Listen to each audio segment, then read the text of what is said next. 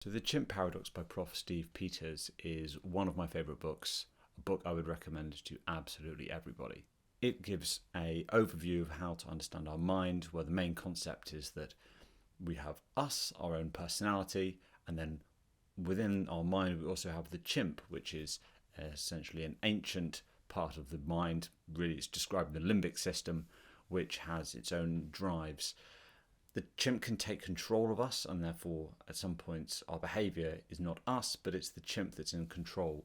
Appreciating this duality of systems, and then with additional kind of automatic responses on top, which the author describes as the computer, this is how our mind functions. And I love this book for two reasons. Firstly, it gives a useful mental model for how to understand ourselves, but also throughout the book there are philosophical concepts and ways to view the world which I think are helpful and have been replicated in many of the other texts I've read. So there are 5 key points I'm going to mention from this book. So firstly, if you're not happy about the way you acted or thought in a certain situation, it's likely that the chimp was in control. And in order to appreciate this, it involves you stepping back and reflecting and thinking about how you felt based upon your previous actions. Just because the chimp's in control does not absolve you of responsibility if it is something that you wish you hadn't done or hadn't thought or hadn't said. You need to work on strategies for managing your chimp when you get into those situations. The follow-on from this is that you are the person you want to be. When you're not, it's that just the chimp is hijacking you. So for example, you want to be a confident public speaker, but you get stage fright. That is an evolutionary response driven by the chimp.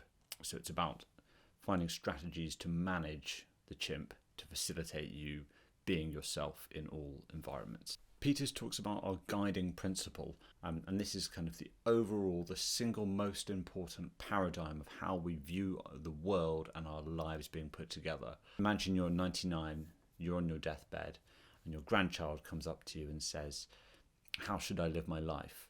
And what is the one piece of advice you would give them? And you have to decide in 30 seconds. That is your guiding principle of how, and the aim is to be clear about it, come back to it, write it down. And if you're not living in accordance with it, you will feel out of balance. The third point is something that's been mentioned in many texts, but is always worth repeating. Get perspective on any decision or situation. Will this be important in 10 years' time? Often the answer is no. If yes, then pay close attention to it, manage your chimp, and make sure you're making the decisions that will matter. Around decision making, we have to accept that all decisions have negative consequences, and we cannot always have all the information. Typically, if you have all the information, you've waited too long to make the decision in the first place.